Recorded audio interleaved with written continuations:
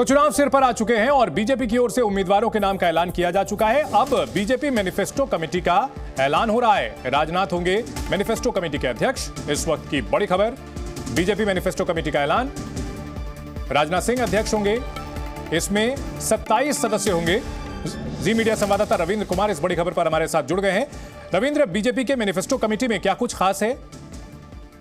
देखिए, बीजेपी ये कोई किसी भी लोकसभा चुनाव हो या विधानसभा चुनाव हो, पार्टी जो वायदा करती है लोगों के सामने कि हम अगले 5 साल में चुनाव सत्ता में आने पर हम क्या करेंगे, उसके लिए मैनिफेस्टो की घोषणा की जाती है। लेकिन मैनिफेस्टो सबसे महत्वपूर्ण है 2024 के चुनाव के लिए बीजेपी का, और इसलिए कमेटी बनाई गई है राजनाथ सिंह की अध्यक्षता में, जिसमें कई केंद्रीय मंत्री निर्मला सीतारमण, पीयूष गोयल, अर्जुन मुंडा, भूपेंद्र यादव, मेघवाल, किरेन रिजिजू, अश्विनी वैष्णव, धर्मेंद्र प्रधान भी है। मुख्यमंत्री, चार मुख्यमंत्री इस कमेटी में है, चाहे वो गुजरात के भूपेंद्र पटेल हो, हेमंत विश्व शर्मा, विष्णुदेव साय, मोहन यादव, पूर्व मुख्यमंत्री भी हैं, शिवराज सिंह चौहान, वसुंधरा राजे, केंद्रीय मंत्री स्मृति ईरानी भी हैं, जोएल ओराव, रविशंकर प्रसाद, सुशील मोदी, केशव मौर्य, राजीव चंद्रशेखर, विनोद तावड़े, 4-5 इसमें विनोद तावड़े महासचिव है, राधा मोहन दास अग्रवाल ये भी महासचिव है, मनजिंदर सिंह सिरसा, ओपी धनखड़, अनिल एंटनी और तारिक मंसूर, ये 27 सदस्यीय कमेटी बनाई है मैनिफेस्टो कमेटी जेपी नड्डा ने।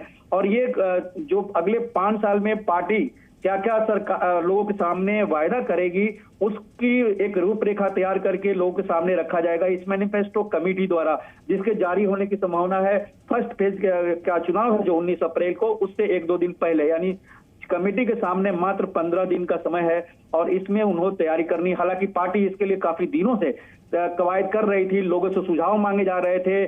पीएम का जो ऐप है उस पर भी लोगों से सुझाव लिए जा रहे थे और कई तरह से पूरे देशव्यापी एक अभियान चलाया हुआ था। उन सुझावों को कंपाइल करके ये मैनिफेस्टो कमेटी लोगों के सामने बीजेपी का एक मैनिफेस्टो रखेगी, जिसमें 5 साल में पार्टी सत्ता में आने पर फिर से क्या क्या लोगों के वायदे करेगी और उसे कैसे पूरा करेगी। जी बिल्कुल। और इस मैनिफेस्टो को अगर देखें तो इसमें वसुंधरा राजे का नाम भी है और शिवराज सिंह चौहान का नाम भी है, जो कि कहीं ना कहीं मुख्यमंत्री की रेस में बताए जा रहे थे इन दो अपने अपने राज्यों में।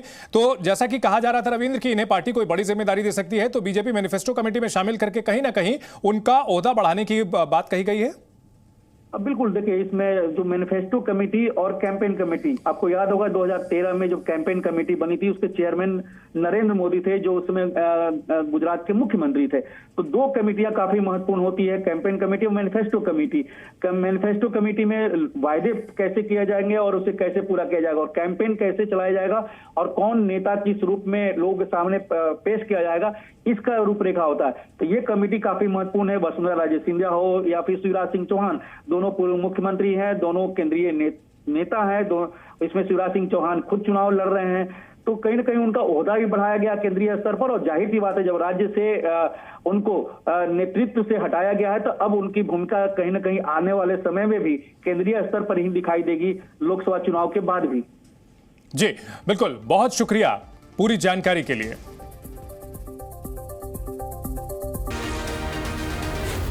जी